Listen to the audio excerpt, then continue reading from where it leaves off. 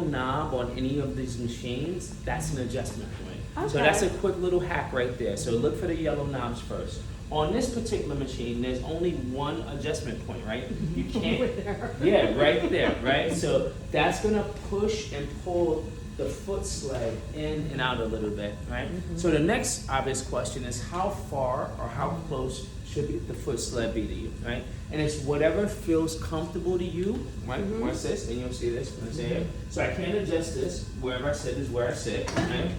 Now, this foot sled, I noticed that it's almost all the way in. So if I try to get my knees in, it's really tight right there. It's That's hard for probably me to good get for my me. knees in, right? Yeah. Yes, so it's probably gonna be a little bit better for someone that's vertically challenged, right? Right, so, not short, just vertically challenged, right? So in order to push it out a little bit for myself, I'm gonna pull this tab right here and just watch your hand right there.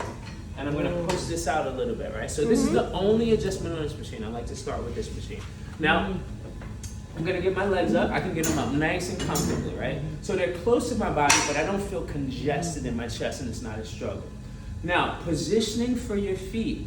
You want your knee to not be over your toes. So you don't want your knees to look like this right here, right? Cool.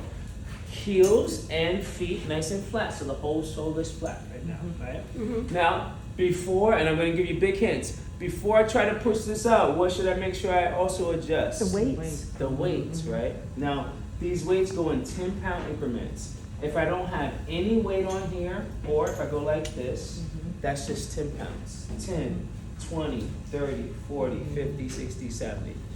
Everyone always asks, what weight should I start at? Oh, that was right in my mind. Yeah. I was gonna ask. What weight should I start at? Start at the lightest weight possible if you've never experienced the machine, right? Because every machine is different, right? And you'll be able to fill it out. It's always prudent to go super light, feel the form, and then adjust. Now, once you feel the form and you feel good, take it up in the smallest increment possible, which is the weight that he's holding in his hand. He's jumping ahead a little bit, but I'll get to it in one second, right?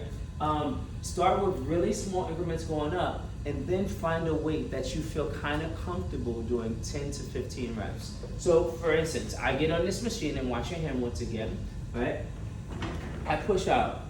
All right, I'm extending my legs, squeezing my quads, bringing it in nice and slowly. So maybe 2 seconds out, 1,000, 1,000, 2 seconds in. That's typically the pace that we want to move at. Keeps a decent time under tension, they call it. So it's not too fast and jerky. You don't have to risk injuring yourself. It's not too slow, right?